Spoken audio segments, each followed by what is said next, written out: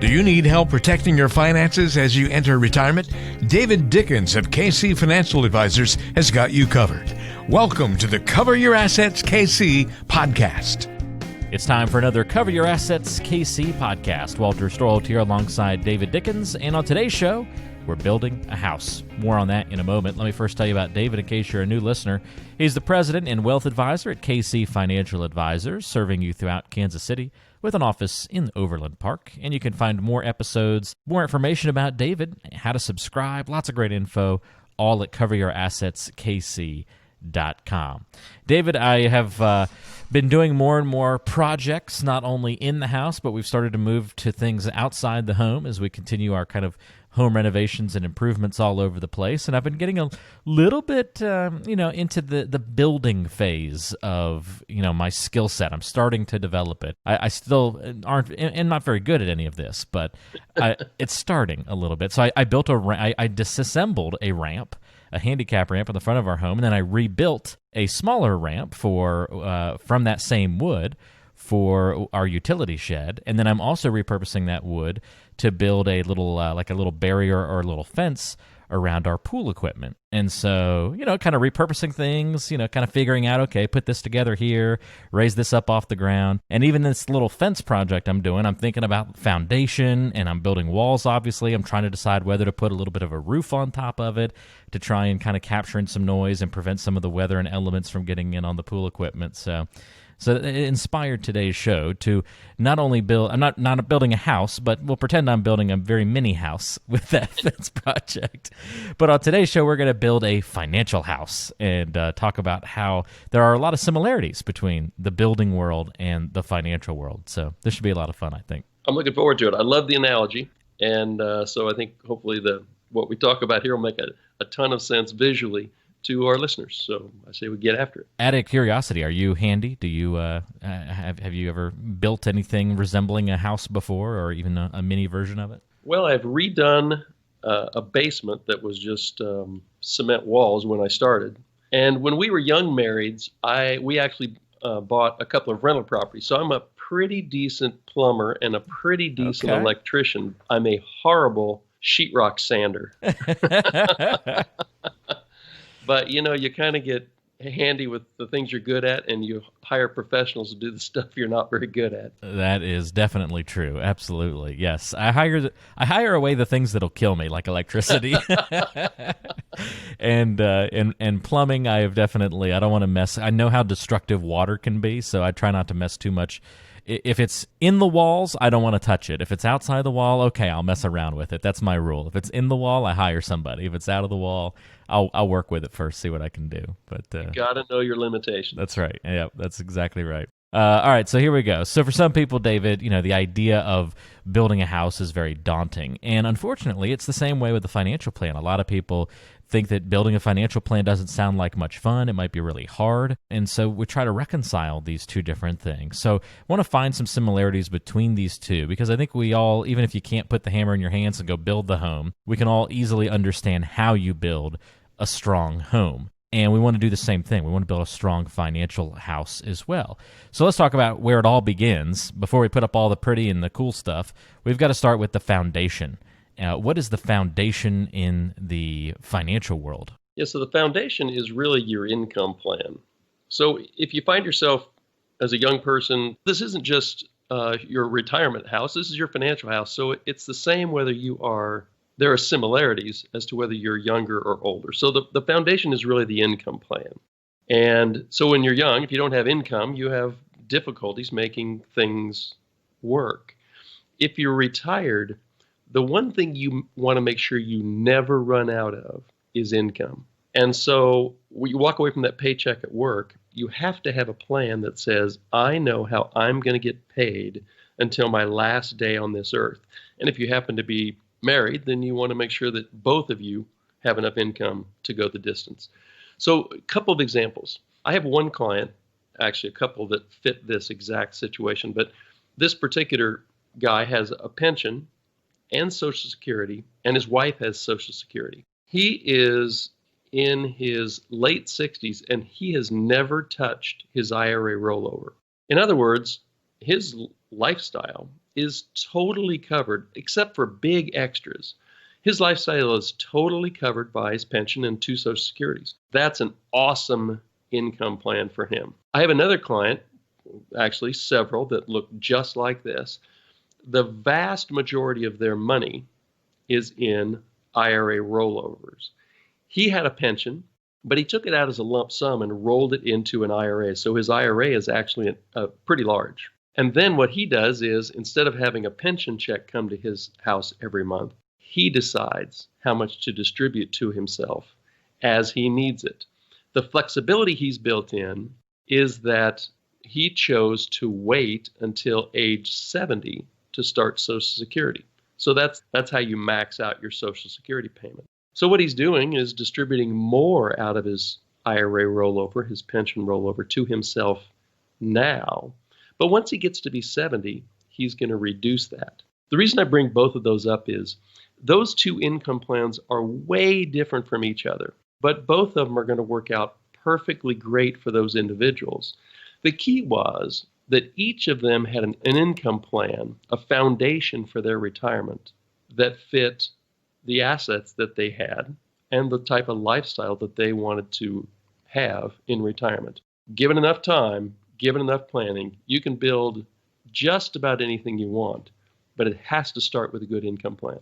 I love it. That's the foundation. We've got to make sure that it is strong. Otherwise, the rest of it doesn't really matter. You can have great insurance, David, but if you've got no income coming in, you're in big trouble. And so that's what we got to make sure that we have set up in advance, is that foundation. Then we can build everything from there. Great next example, the foundation leads to the formation of the walls. The house starts to take shape a little bit.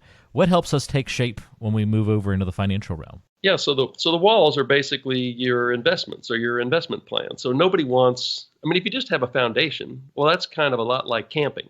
And while camping is fun every now and then, it's not something I want to do for the rest of my life. So the walls of your financial house are going to be your investments. You may have enough, like in the first example, the gentleman that has pension and Social Security. Well, those aren't really growing with inflation. So as he wants to give himself a raise in the future, well, that can be based on his stocks or his bonds or his mutual funds or maybe some fixed annuities or some CDs. So having those investments to complement the income that you have set up is super important. The difficult part is making sure that you're not overly exposed to stocks. And then a 35% drop comes along in 4 weeks, just like it did a couple of months ago. When that happens and your walls of your retirement house start shaking because the market's having difficulty, that can cause you to do silly things with your money like panic and sell at wrong times because you were overexposed. So the first thing is having the investments. The second thing is structuring them correctly based on who you are, what your risk tolerance is, and the goals you have over your 15 or 25 or 30 years of retirement.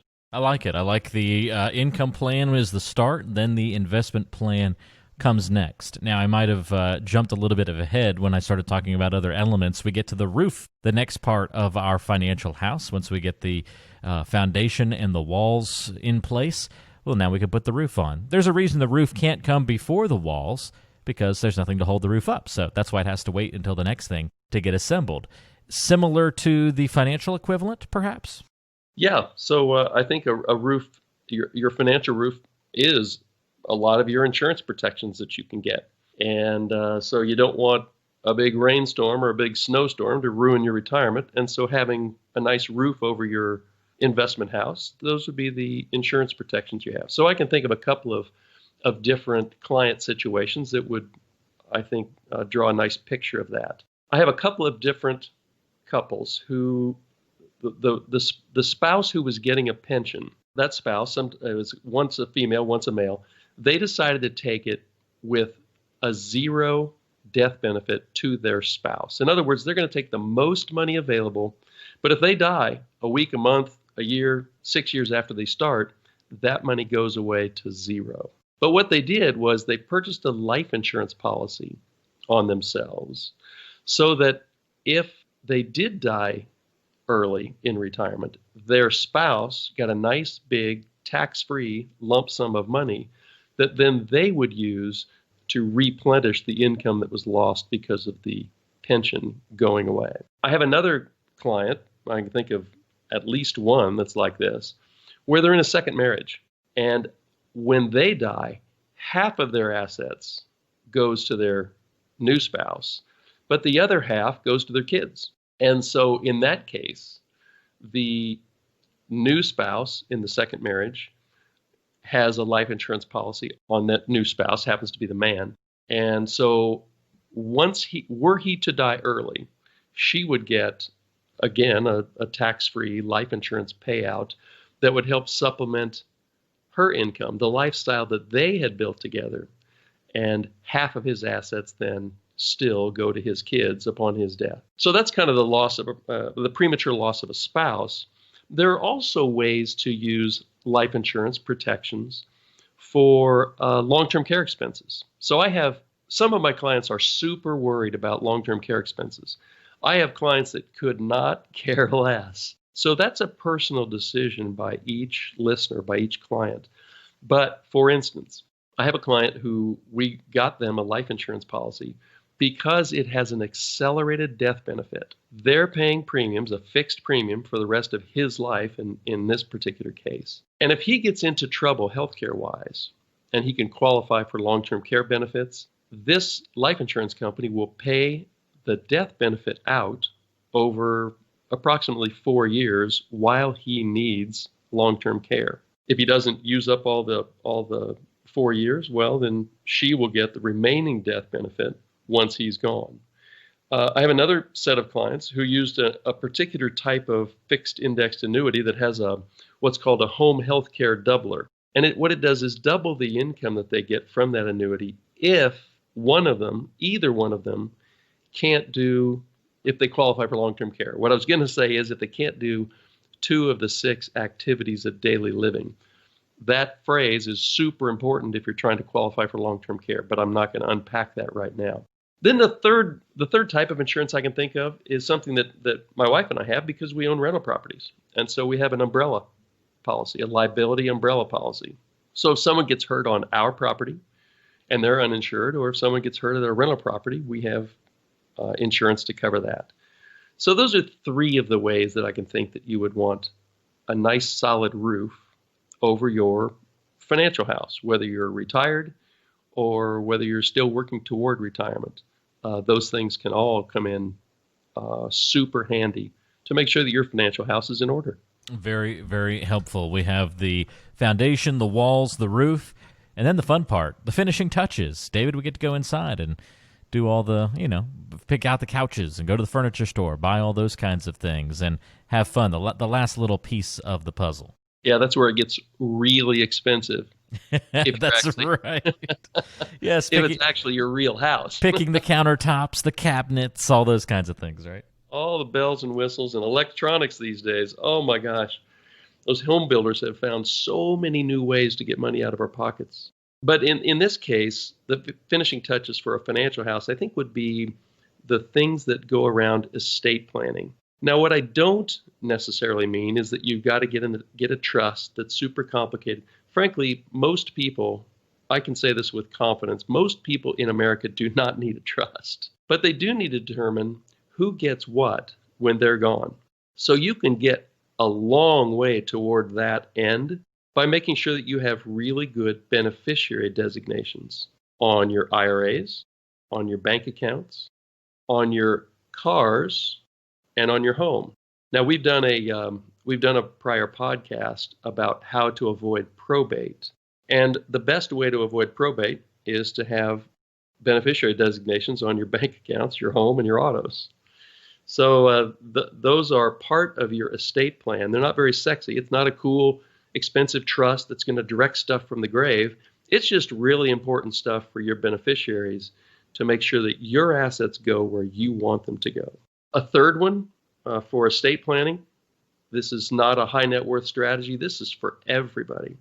You need to have powers of attorney in place. financial powers of attorney and healthcare powers of attorney, so that if you can't speak for yourself, someone you trust can.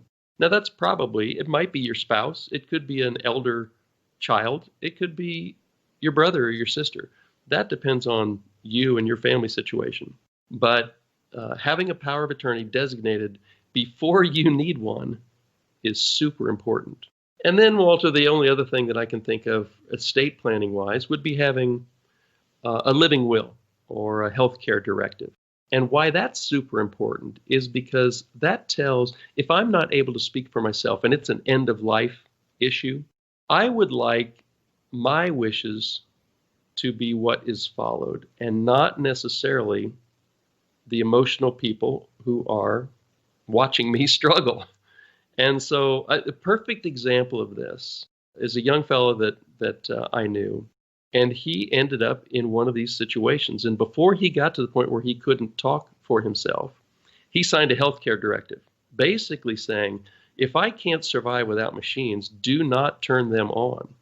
So the day came where he was in that situation and couldn't speak for himself, and a lot of family members are around the table, the bed, and nobody had to make the decision, oh my gosh, what do we do?